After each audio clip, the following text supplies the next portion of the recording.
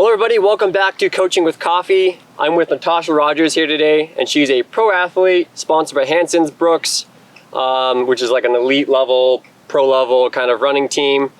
But yeah, she's gonna be kind of going over her career from high school athlete to pro athlete. And we've got our coffees from, what is it, Toast and Roast? Toast and Roast, Nice. Yep. Yeah, Toast and Roast. I'm trying a bulletproof coffee. I've never had a bulletproof coffee. So what is a bulletproof coffee? They use a lot of butter, from my understanding, just like a very fatty coffee. It's really good for people who are like on like a keto diet and stuff like that. Okay, So, interesting. yeah, a little side note, I guess, a little sidetrack. But let's get started with where'd you go to high school? So I went to high school at Dakota Ridge, which is in Littleton, suburb out of Denver, right along the foothills here in Colorado. We were state champions in cross country. Me and my sister ran together all throughout high school. She went to school at Vanderbilt, and then I ended up getting a scholarship to Texas A&M University. Nice. So going into your, I guess, like, yeah, you did well, ran it one state at Dakota Ridge, which is an insane school out here in Colorado, by the way. Definitely like top of the state year after year.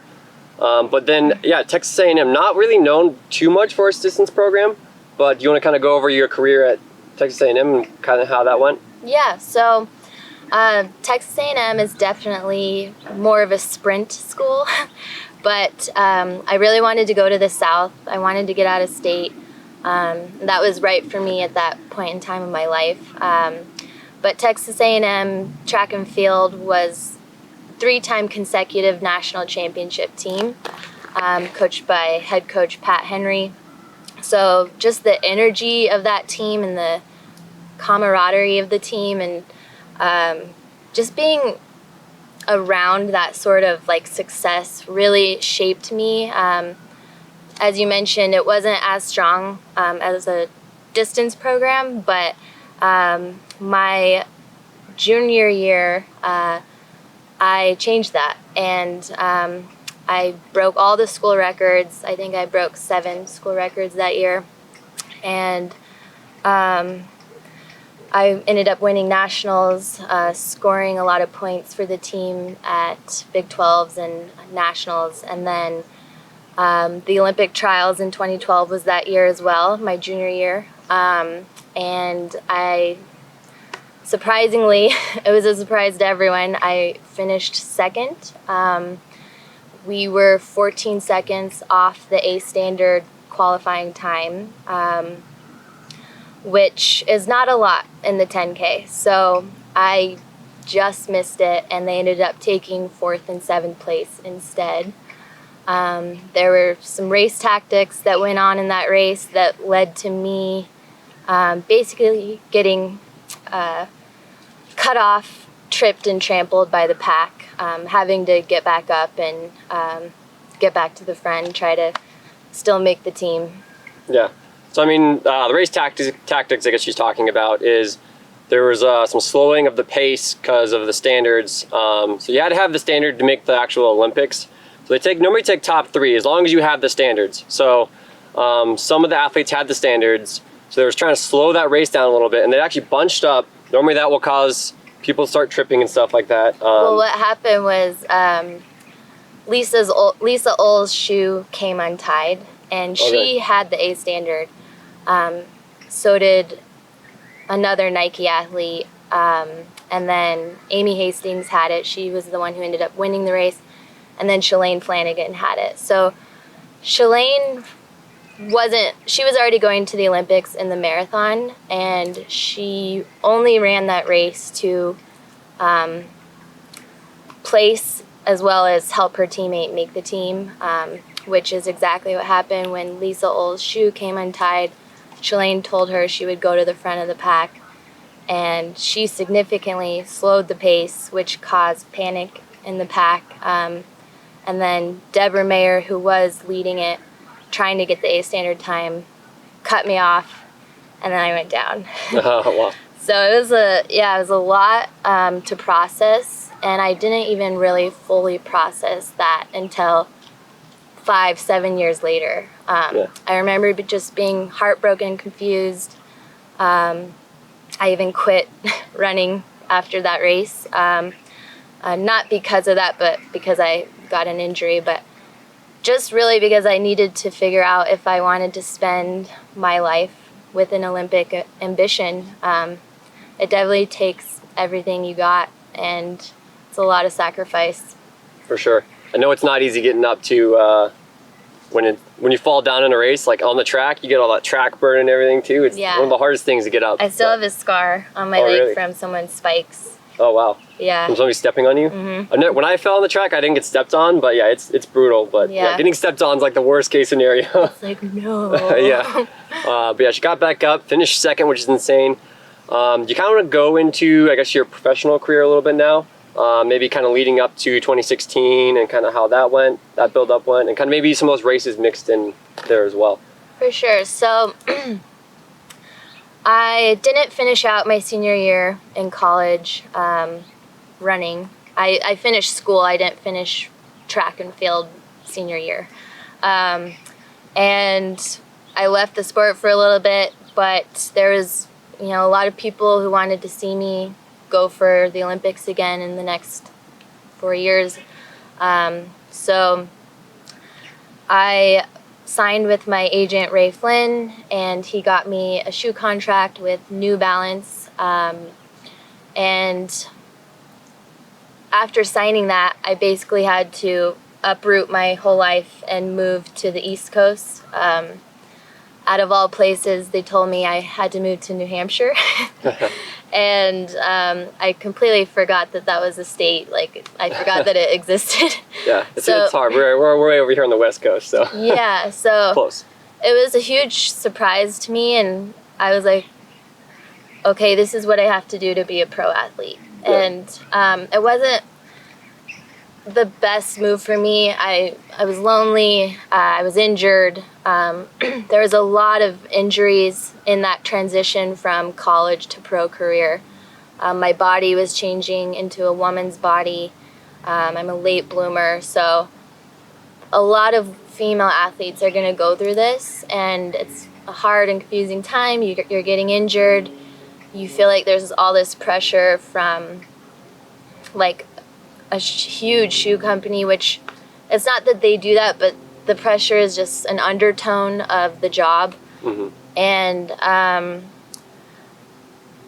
I basically decided that I needed to move back home in order to see success, and I needed to do things my way in order to get back to, silver medalist at the Olympic trials. So I had a tough conversation with them where I was like, I need to go home. And then I ended up getting coached by Steve Magnus after that, and I was still with New Balance. Oh, no way. I didn't know that. Oh, really? Yeah. I love Steve Magnus's training. Like, that's like what I based most of my training off of. Really? Yeah. It was a really good situation for me at that time. And he's a cool guy. He really helps me out. So that was in 2016. So I made that huge jump across the country again, new coach, and it didn't really set me up for being fully prepared at the 2016 Olympic trials. So, is it? Oh, there's a bug. Okay. We'll have to cut that out. It's gonna attack me. So, I wasn't really set up to. There's a dog. So many distractions. All right. You have to have a cut reel in this one. And take. So I wasn't really prepared to perform at that top level going into the 2016 Olympic trials. I did not have a great day in the 10K or the 5K at the 2016 trials. But I knew that I was on my way back, so I was like, all right, the next Olympics, we're going to go for that one. And in the meantime, I'm going to have a really awesome pro career. In 2017, I was second in the USATF road circuit. I was a national champion in the half marathon. And then, a couple other top 3 performances at national championships. I got 5th at USATF outdoors. So I was just one place off from making the world's team because Shalane or someone wasn't taking their spot. So I was just barely there for that. So in 2018, everything kind of came crashing down. I got a really bad injury, a knee injury, and knee injuries just take a long time to heal, and you don't always know what's going on with it. It's not as simple as like a stress fracture. It's a little more complicated. So I couldn't compete for the majority of that year, and then I had a procedure that went wrong and basically took my ability to walk without pain for another 6 months after that. So I lost sponsorship with New Balance and lost my job as well. And I knew I'd have to start making money somehow. So before jumping into the corporate world, I took a trip to Thailand, took some healing time for myself and get perspective on another country somewhere. For sure. And then I got a corporate job at a tech company, and was doing that for a little while until the Hansons and Brooks decided that they were going to give me a chance to come back to my Olympic dream for 2020. For sure, yeah, definitely. I mean, looking back on it, I've had knee injuries before, and it is definitely, I would say, it is definitely one of the worst injuries you can have because one of them, I mean, there's maybe like back injuries and stuff that might be worse, but yeah, I mean, you don't know if it's going to be, like if you're going to come back anytime soon or not. So. Right. Yeah, Sarah Hall like prayed over me while I was sleeping. She told me that because Oh, really? we were going to run the 10 mile together, or not together, against each other, and she was my roommate, and she knew that my hamstring was like messed up before the race, and I was like, I don't think I can race tomorrow, and she like prayed for me. Hold your back. She prayed for me, and literally I woke up and my hamstring was like cured. It was weird. Nice. Okay. All right. So that we could talk about that in the interview, really quick. I'll mention that then. We'll get around to it. All right. So let's go into, I guess, what you're training for now and kind of what your goal is now with the 2020, or I guess no, 2021 Olympics. Yep. It's weird to say 2021 Olympics coming up here. But yeah, what's your plans kind of moving forward, and I guess most recent races after that injury, I guess, because now you're sponsored by Brooks, finally feeling a little bit healthier and stuff too, so. Yeah, so 2020 started off as a really great year for me. I won the 2020 cross country championships. I placed second at the 15K championships right behind Mariel Hall. And currently, I'm ranked second in the USATF road running circuit. Obviously, all the races got postponed, so I'm just sitting there pretty comfortably in second still. And my training is going really well. I needed the extra year going into the Olympics, and I was living every day like I was going to make the 2020 Olympic team, but it's become really apparent to me that I needed the extra time after coming back from a corporate job. So I'm training really well right now. If we have races coming back on in the fall, then I'll probably try to win the whole USATF road running circuit, get a couple more national titles, and who knows, the sky is the limit. Just give me the opportunity to race. But yeah, and the biggest goal is obviously 2021 Tokyo, and getting the A standards to be able to actually get to go this time. Yeah, for sure. So I guess a lot of viewers might not know what A and B standards are, or maybe don't have the best idea of what it is. Do you want to go over those a little bit more so people understand kind of what these standards are and what you need to do to qualify for the Olympics? Yeah, so I don't even worry about the B standard because you need the A standard to go to the Olympics, and that's my goal. So there's a very difficult time to get, and you basically need to go to meets like Stanford or somewhere in California, somewhere fast. Because they don't take conversions, correct? Right. It's no, I don't think so. Conversions. I'm pretty sure they don't. No, they don't. Yeah. And basically, you need a pacer in the race. The stars have to align. It's really difficult to get these times. But if you're fit and if things are going well, you can run.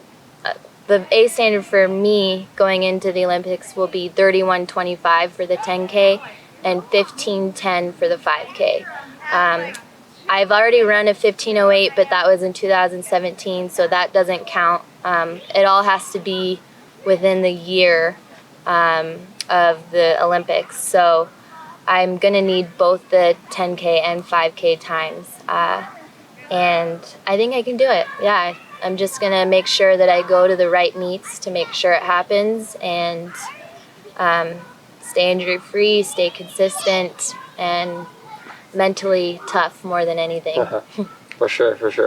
So yeah, then the B standard is obviously going to be that just to make the trials. So essentially it's just to get into the Olympic trials. So kind of what I was trying to do back in December with the marathon trials.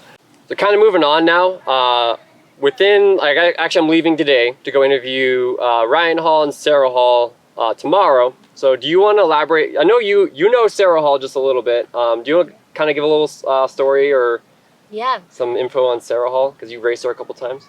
I love Sarah Hall. She's definitely one of the few that really inspire me. She's a competitor of mine. We've raced together a couple times. Every time she's beaten me by literally a foot, like right at the line. We're always neck and neck until the very finish, and then she beats me. But she is just a perfect human being. She's a really nice and kind person. I remember at the 10-mile championships, we were roommates before the race, and my hamstring was really messed up, and I called the race director and told him that I probably wouldn't be able to run in the morning. And Sarah Hall, obviously heard all of this, and she prayed for my hamstring. And I literally woke up, and my hamstring was, miraculously feeling so much better. Nice. And I was like, I'm going to race. And then she got first at that race, and I got second. And we were right there competing against the guys for the equalizer bonus. Oh, nice. Sweet. That's awesome. Yeah. We'll have to interview her or talk to her hopefully Friday. I know I'm definitely interviewing Ryan Hall, but hopefully Sarah Hall as well. I'll post that interview probably next week. Cool. Yeah. Her and I will probably end up racing together in the 10K at the Olympic trials. So awesome. I think we're both, I'm not sure if that's her plan, but since she didn't make it in the marathon, I'd imagine she's going for the 10K. Oh yeah, for sure. Yeah. Sounds like she's trying pretty hard too and everything. So yeah. Super excited to see that. We'll see you guys duke it out a little bit again, and see what happens there. Kind of finishing up right here. Natosha does have some social medias if you guys want to follow her. She's not on Strava, I don't believe. You still use the old school watch. But she has an Instagram and she actually has a YouTube channel as well if you're not already subscribed to her. So if you guys want to check that out, in the description below, and then I'll also put it in the cards right here. So you guys can check that out. And then also I'm going to be giving away a signed t-shirt, so drop comments below if you guys are interested in getting that t-shirt. So just say, what should they say in the comments below? Give me the shirt.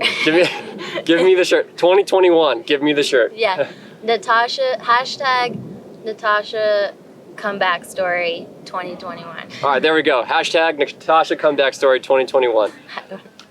So stay tuned for that. We'll keep track of her. Maybe kind of closer to the Olympics and stuff. We'll maybe interview you again. So stay tuned and. Yeah, I want you on my YouTube channel too. So we'll have to work something out. Yeah, we'll have to stay tuned. Stay tuned, guys. Yes. Hey guys, so just editing that video right now. I'm super excited for you guys to see it. Super exciting interviewing a professional runner and getting her insights and getting an inside perspective. But if you guys want to win that t-shirt, here's what you need to do. You need to first subscribe to my channel. Second, subscribe to Natosha Rogers' channel. Third, like the video. Fourth, make sure you guys comment below Natosha Rogers Tokyo 2021. And then I will choose randomly out of all those comments to pick who wins the Brooks t-shirt signed by Natosha Rogers. So do that. Comments below. Subscribe. I'll see you guys later. Show us some support. Till next time.